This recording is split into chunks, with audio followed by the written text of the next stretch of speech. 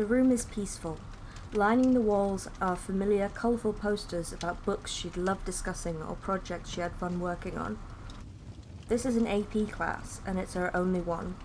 She loves Miss Reinhardt, an eccentric woman who favours circular seating patterns and has no problem when students curse in class or even eat snacks. Miss Reinhardt makes up for leniency with frequent written quizzes, challenging projects, and interesting reading assignments.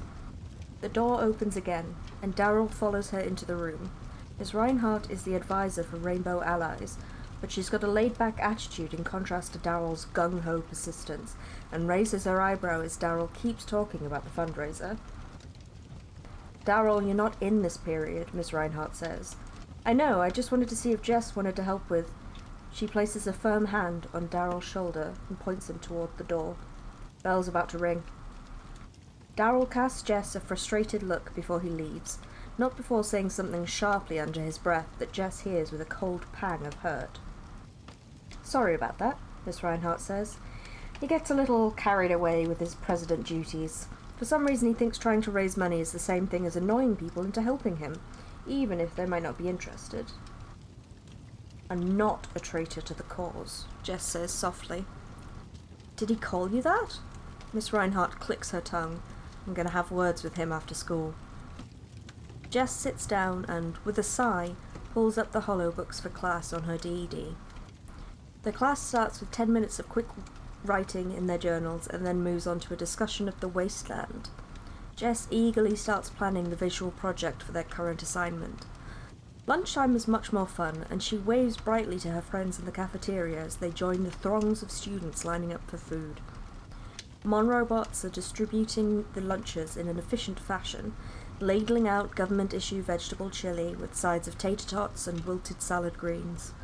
Andover Heights isn't a particularly rich neighbourhood, but a few students scattered throughout the cafeteria have brought their own lunch. Jess can smell the rich aroma of roasted chicken wafting from a nearby table.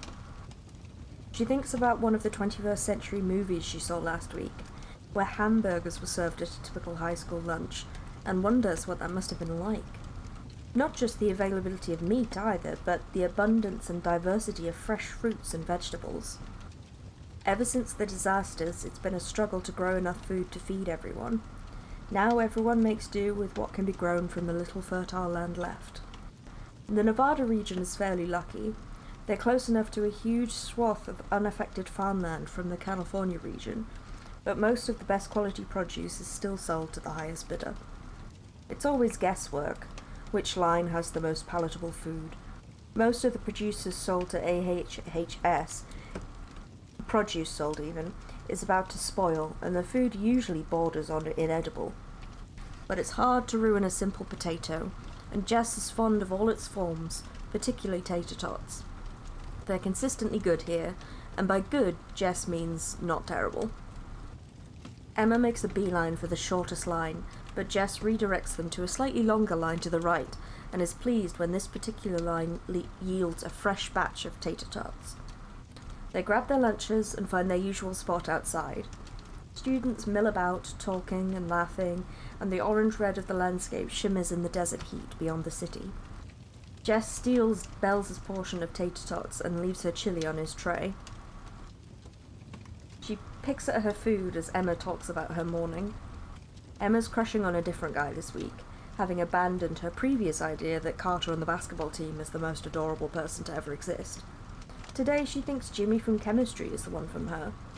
Bells listens while sketching a picture of a dragon and tosses his hair casually out of his face. It's blue today, with dark purple streaks. "The red not work out for you?" Jess asks. "Too loud," Bells says. Emma laughs. "I didn't know you understood what that meant." "Just like the idea of two colours and wanted to try it," Bells says. "Jimmy has streaks in his hair." "Yeah, so," Emma says. Jess shakes a container at them.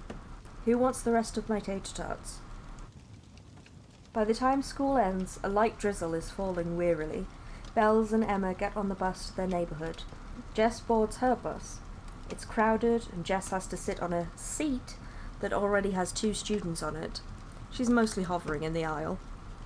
The bus smells of damp hair and wet clothing, and a rhythmic rat-a-tat-tat pings on the metal roof of the bus. The route goes through Old Town Andover, a colourful area with signs in many languages. Even in the rain, a bunch of people mill around on the sidewalk. Jess catches sight of her favourite sandwich shop, and her stomach makes the decision for her. She follows the students getting off. She can always take the city bus home later. Old Town is dominated by businesses run by immigrants. I apologise, I'm going to butcher this pronunciation. Nha Trang Banh Mi is no exception. Jess has heard plenty of stories about the scenic coastal city of in Vietnam, for which it was named. Her dad was born there and has many fond memories of it. It's far from idyllic nowadays, especially with the recent conflict over joining the Southeast Asian Alliance, and this little sandwich shop isn't the only nostalgic business. Plenty of stores in the area are named for cities and countries to which there's no way back. Countries that are wasteland now. Clutching the strap of her backpack, Jess waits in line. The banh mi shop is crowded, and she can pick out snippets of Vietnamese here and there, phrases that she can recognise, mostly, and conversational bits and ends about people picking out snacks and chatting about their days. It's a familiar cacophony of women behind the counter, shouting out order numbers and menu items, scanning receipts quickly and handing out fragrant bags full of food. Behind her, the in-restaurant patients read news hollows and sip slow-brewed coffee. Elderly men argue vehemently in Vietnamese. Amused, Jess watches as one man, her grandfather's age, exclaims loudly while the others sigh in exasperation. A woman steps in front of her and orders in Chinese, 2 specials, pickled vegetables on the side. Jess gives the woman a cross look. She was here first, but to argue would be pointless. Also, how much is this? The woman asks, holding up a wrapped container of roast chicken and broken rice. 30 credits, the cashier responds in Chinese. The woman scowls, cursing softly. Jess winces. Didn't she see the same entree last week, priced at 20? The cashier shrugs and jerks the shoulder to the sign behind her that reads, "All meat items are subject to market price. Do you want it?" The woman makes a remark under her breath about the freshness of the entree and sets it down. Finally, it's Jess's turn. She smiles at the woman behind the cash register and gets an impatient look and a jerk of the head. Again, apologies for the pronunciation. "I nam dak biet," Jess says. "What?" the woman says in English. Jess flushes, then says, "2 number 1s, please." "You want everything inside?" the woman frowns, pointing at the picture of the sandwich on the menu behind them. Jess knows the cashier is about to explain that the sandwich comes with pickled vegetables and raw jalapenos. "Yes, I know. All the extra vegetables and the peppers, please." The woman nods. The explanation is complete. Jess noticed she hadn't asked anyone else to confirm their order. The cash register dings, and then at the last moment, Jess adds, "And a Thai iced tea." The cashier sighs, but restarts the order, adding her tea and then ringing it up. 5 credits. Jess waves her DED at the scanner, and then flops down at an empty table to wait for her order. She tugs self-consciously at her sweater, stares at the table, and listens to the other customers order their food. It's a mix of Chinese and Vietnamese, and Jess can also pick out a few words of Malay and Thai. Everyone is ordering in their own language. Jess mouths her order to herself, taking note of how noticeably different the words sound when she says them. It's not that her pronunciation is terrible, it's just that she should have known it was easier not to try in the first place. It's as if they just look at her and know, or assume that she doesn't know because of her age, which is mostly right because Jess can count how many Vietnamese words she can say that aren't food items.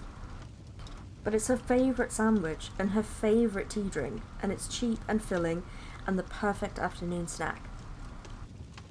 Jess leaves this area of Andover. The old neighbourhood is a bit run down, but it's part of what makes Andover wonderful, and not just another medium-sized town in the region that was once known as Nevada. Andover is a haven amidst this vast desert, far enough inland that tidal waves and earthquakes aren't an issue.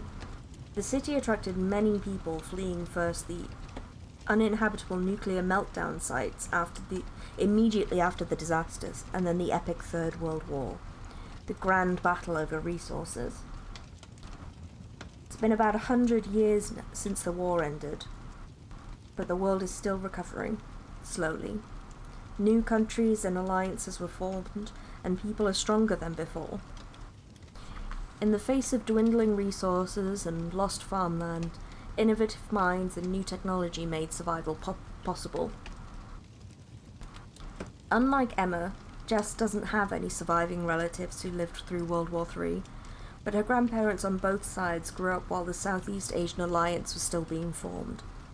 Unlike the original United States, Mexico, and Canada, which took only a few years to come together as a single collective, the many small countries in Southeast Asia, still smarting from World War III, didn't reach a united front until 2108. The conflict was long and bloody, and Jess's parents were among many refugees. Although Vietnam and China no longer exist as they remember them, Jess's parents try their best to pass on the language and customs of their forebears. Jess tries her best, but she wasn't raised speaking the language. Her parents only spoke English with her because they didn't want her to have an accent.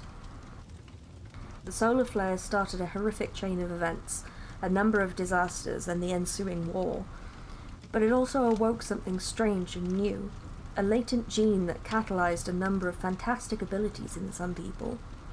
The heroes who came after the flare and helped people survive became idols. Jess opens her backpack and thumbs lovingly through her newest comic book, grinning at the unbroken spine, the glossy cover. She had splurged last week and ordered the newest edition of Captain Orion, and it just arrived in the mail. She's been saving it to open and read this week, one page at a time, so she can digest the newest story slowly.